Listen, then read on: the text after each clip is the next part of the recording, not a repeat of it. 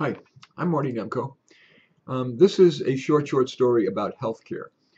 I call it self-help. I'm just one big screw up. I didn't get school. I didn't understand it or I didn't care about it. So when my uncle offered me a job driving a beer truck, I said, screw school. My luck. I'm in just my third day and I get a ticket. $200. And for what? You didn't come to a fully complete stop. I have to see your wheels stop turning. Son of a bitch. Hiding there behind a tree just so he can soak me. There was zero traffic anywhere. Son of a bitch. So anyway, a week later, I got into a little fender bender. No big deal, really.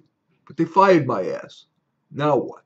Well, I always liked the idea of wearing a uniform, but I was too scared to go into the army, and no way would the police academy take me. And working fast food, no way. So I got myself a job as a security guard. It was only $12 an hour, but it was cush. And a hospital, you know, the one at the base of Mount Winston.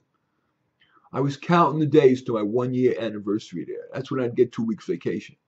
And I'd always wanted to climb all the way up Mount Winston, where my grandpa holds himself up. That's where he wants to live out the rest of his days, God knows why. And right then, right on day 366, I said, I'm going to drag my butt up that mountain. And here is where you get to really see what I mean when I say I'm just one big screw up. You see, I don't get more than a half mile up when it is this rocky, steep part. And because it was shady there, it was still kind of wet from the rain the day before. But I figured no big deal. And I keep climbing on the wet part. I mean, I could have gone around, just 3 extra steps on the side and it was dry. But no, genius me had to take the challenge and go straight up. The problem is I fell straight down. And my luck, on a jagged rock. And of course, I wasn't smart enough to wear heavy jeans. No, I wore goddamn shorts. And I wasn't lucky enough for it to be just some ordinary cut. No, I hit a big vein. Or was it an artery? I don't know. I just know it was spurting. Kind of like, you know, when a garden hose springs a leak. So I got scared. You know, you hear people bleeding to death and all. I tried to stop the bleeding by taking off my shirt and tying my leg, but I didn't remember if I was supposed to tie it above the cut or below. But no matter which way I cut it, or tied it, I mean, the leg kept shooting like a water gun. At least I was smart enough to realize I needed to hightail it down to the hospital. But as I was getting there, I realized that, yeah, they'd fix me up, but I'd end up with a big bill. I mean, the company bought me insurance, but it had a $1,000 deductible. I didn't have no $1,000. I'd never have no $1,000. So I had an idea. How hard could it be to sew myself up?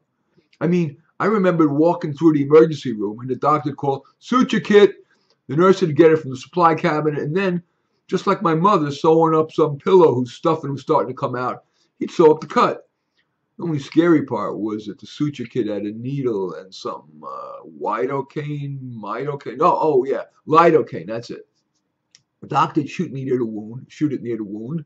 The patient would yell, but I guess the pain was shorter than if he got stitched up without the shot. So I decided I'd sneak in and steal a suture kit. I mean, I didn't think God would mind. It's not my fault I'm not making good money. The only thing I was worried about is that someone would see my blood stop me. But I was lucky, I guess. I guess I got good clotting. So by the time I reached the hospital, not much blood was dripping, and I got that suture kit and got out. I hid myself behind a storage building and did just like the doctor. I didn't know how much lidocaine to use, but I figured half the syringe couldn't be too off. It burned, but not that terrible. I waited a couple of minutes for it to numb me, just like the doctor did. In the meantime, I threaded the needle. That was the scary part. Putting a needle and thread into me again and again. Damn. I'll spare you the details, but I did it. I didn't do it great. I'm sure I'll have a big ugly scar there for the rest of my life, but it did pretty much stop the bleeding. Now you're going to see how really nuts I am. I figured if I went through all that, I wanted to reward myself. And the only reward I could think of was to continue on up to see my grandpa. And so I did. And I got all the way up there. It was so amazing to see the old guy. He gives me this huge hug, and I swear I didn't do nothing to open the damn cut. The thread gave way, and the blood started spurting out again, as bad as the first time. My grandpa just shook his head, opened a drawer, and took out a needle and thread. I'm Marty Nemko.